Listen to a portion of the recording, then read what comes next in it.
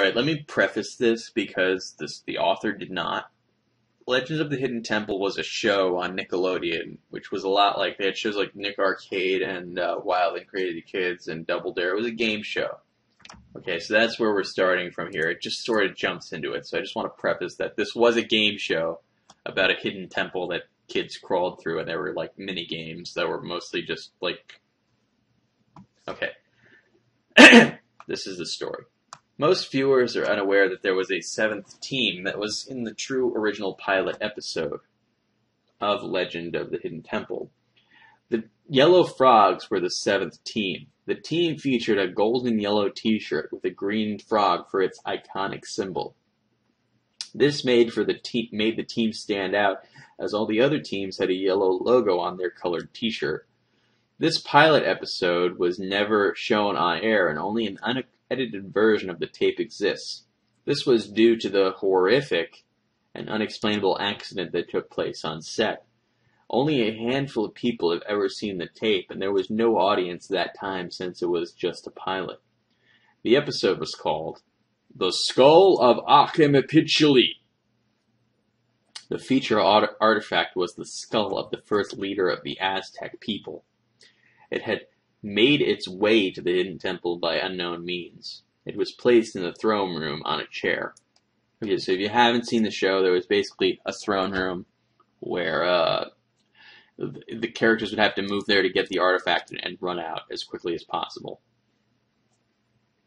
The teams ran through various obstacles, moats, steps of knowledge, temple games. The Yellow Frogs were a powerhouse and were able to complete all the challenges first, but there were a lot of strange mishaps along the way. The moat. This was a fairly simple first challenge. Both players had to cross the moat by walking on a rope bridge with a rope above that they could hold for support. The moat would also have a flow of water that made them similar to rapids, which made it hard to cross since it would try to knock the player off. Everything had gone well for the first member of the team, crossing it with little trouble. But as soon as the Yellow Frog's second member stepped on the rope, the water turned a dark red and began to heat up. The small rapids became very strong and started rocking the rope harder and harder to try to knock the runners off. Splashes from the red water that touched one of the runner's skin would start to burn. Some of the runners got scared and turned back, while 4 of the teams continued on, unaware that this was not a part of the game show.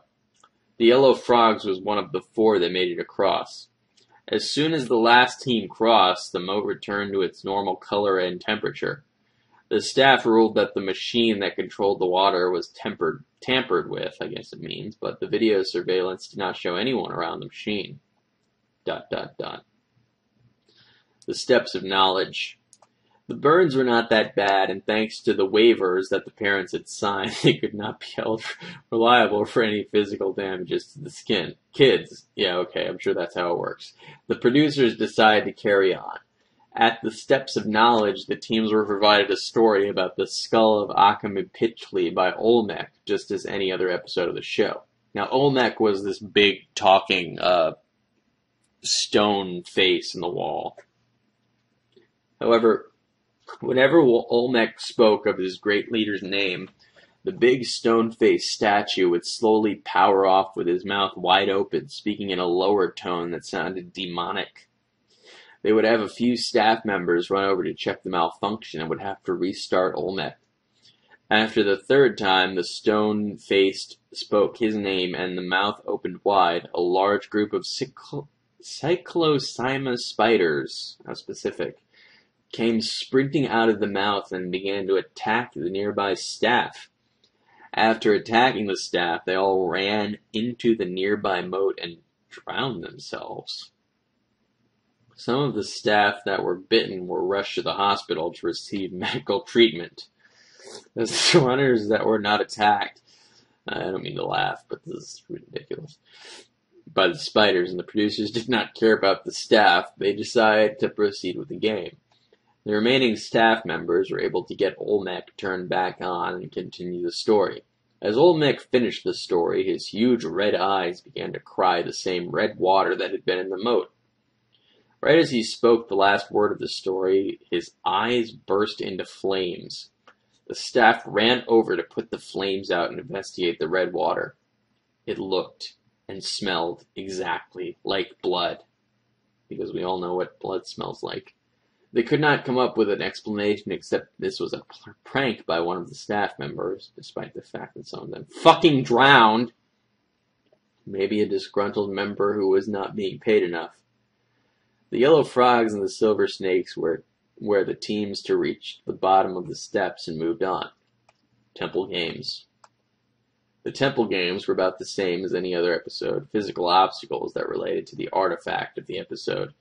None of the ordinary happened in the actual games, but there was something eerie in the air. Random sounds started to come from the temple. Birds chirping, frogs croaking.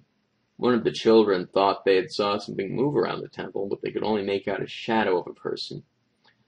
The temple had already been set up for a temple run, so all of the remaining staff were out front helping. That should have been no one in the temple. The host sent in a few members of the staff to take a look to make sure that it wasn't some staff member or one of the children who lost running around, but all they could find were the doors were open, where they had originally been shut. The Yellow Frogs had won the second and third temple games, making them the winners. They were only awarded 2 half pieces of the Pendant of Life, unlike later episodes that would give them 1 full one for winning the third game. This would mean that the second runner would have no Pendant of Life going into the temple, and if they were caught, it would be game over instantly, with no way to protect themselves. Temple Run. It was time for the Yellow Frogs to run the temple. At first, the children were afraid to continue on after all of these evil and disturbing events that had happened. The producers came onto the set and reassured that these events were just pranks by a crazy staff member and that they had caught them and there would be no harm done to them.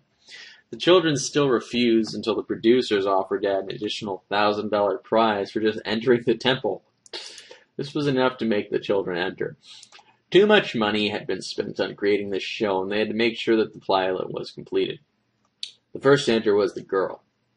The host gave her the spiel about entering the temple as well as the prize information for retrieving the skull, which was Space Camp. Damn, Space Camp. She was given the only Pendant of Life and began her run. I want to go to Space Camp.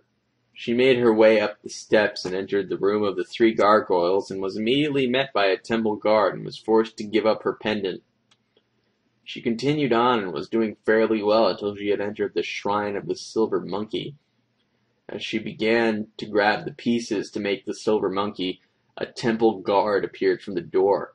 This temple guard was dressed differently from the first one, though. Instead of its iconic feather hat, it wore a large skull with horns, and it was covered in blood. The temple guard quickly grabbed the girl and was pulled through the door, slamming it after she went through. It happened so quick that it was a blur on the video. Right as the door shut, you could hear a blood-curdling scream, but it was mostly masked by the music. The boy entered and began to run through the temple the way Cindy went. The boy navigated the temple until he reached the throne room and grabbed the skull. This should have unlocked all the doors and made the remaining temple guard vanish. Instead, all of the doors in the temple suddenly shut and were locked. A temple guard entered from the back doors, also wearing a skull with giant curled horns and blood all over. The temple guard, however, held a giant green stone knife and was slowly advancing toward the boy. He suddenly screamed with rage, shouting words that no one understood. He attacked the boy with his giant knife, but the boy ran through the back doors and the guard chased after. As soon as they were through, the doors slammed together and another blood-curdling scream was heard. The host ran to the back of the temple in fear that the children were hurt while the staff called the police. When the host arrived with one of the members of the camera crew, all they were found were 2 sets of human bones and skulls to match, wearing the Yellow Frogs t-shirt.